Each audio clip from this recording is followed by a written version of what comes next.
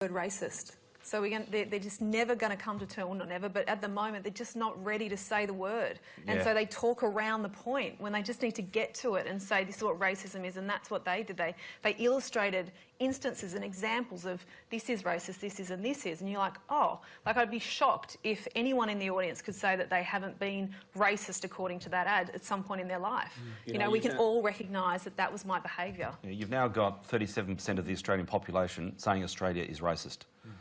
So as a government, you need to be looking at things like that and saying, OK, what does that mean for the society that we're creating or that we want to have? And this is an issue that is critically important. But when you've got nearly, 4.7 million people have been, openly discriminated against from a racial perspective last year, cultural denial of racism is a problem, and that will be reflected in how we advertise, because everyone will be so sensitive to, and humour, when you have that denial, would seem like the exact wrong strategy, when in fact it's probably the right one. But I think for the government as well, it's really hard to be comfortable with laughing at racism when we can't even deal with our own history as a country. So it's hard to come out and be like, oh, well, let's make jokes about racism when we still haven't addressed a lot of the other things that have happened in the past 200 years. Yeah, so it's a pity we end up having to leave it up to Lamb, right? Yeah. So, there are lots of social issues that the government do need to tackle, and they do need to use, the power of advertising. The fact that we are a multicultural success story is something that, again, the government could communicate.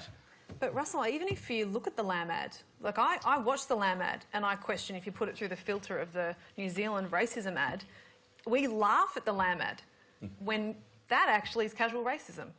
Taika Waititi is New Zealand royalty. He's behind the movies Boy and Hunt for the Wilderpeople, and he's directing the next Thor, which makes it extra impressive that his only payment for appearing in the ad was New Zealand delicacy, pineapple lumps. Todd, if you made that ad in Australia, who would you cast? Considering the environment we're in, I would get Pauline Hanson.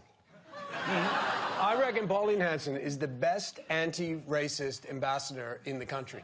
Just give her it's like the New Zealand ad without irony. Just give her the platform. Just give her the platform, let her run, and if she doesn't scare you straight, you're too far gone. I'll tell you.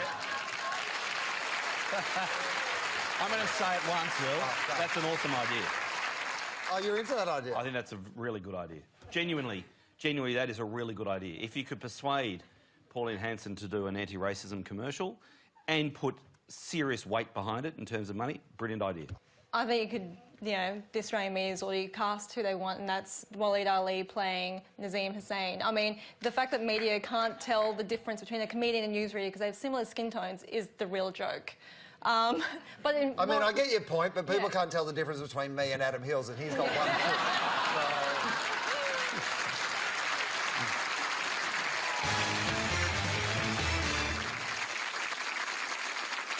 That's just about all for tonight. Please thank our panel, Russell, Karen, Lauren and Todd.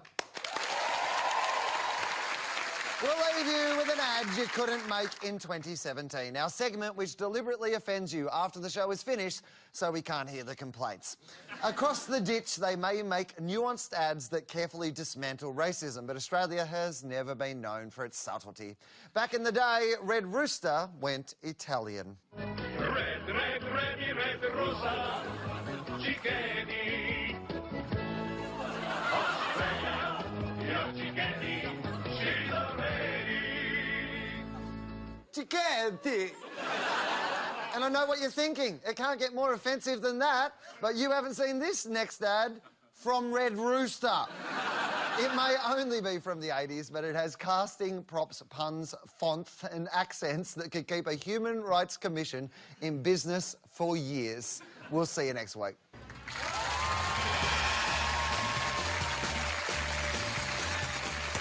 Meet two of the world's greatest lovers of chicken wings, Mr. Wing and Mr. Wong. Mr. Wong buys whole chickens just to get the wings, which is wrong. Thank goodness Red Rooster now offer a delicious new Oriental wing snack. 3 succulent wing pieces, sweet and sour sauce, golden chips, all for just $1.99. Ah, Red Rooster. Ah, rocky guy. Red Rooster's new Oriental wing snack. Now when you want wings, you can't go wrong.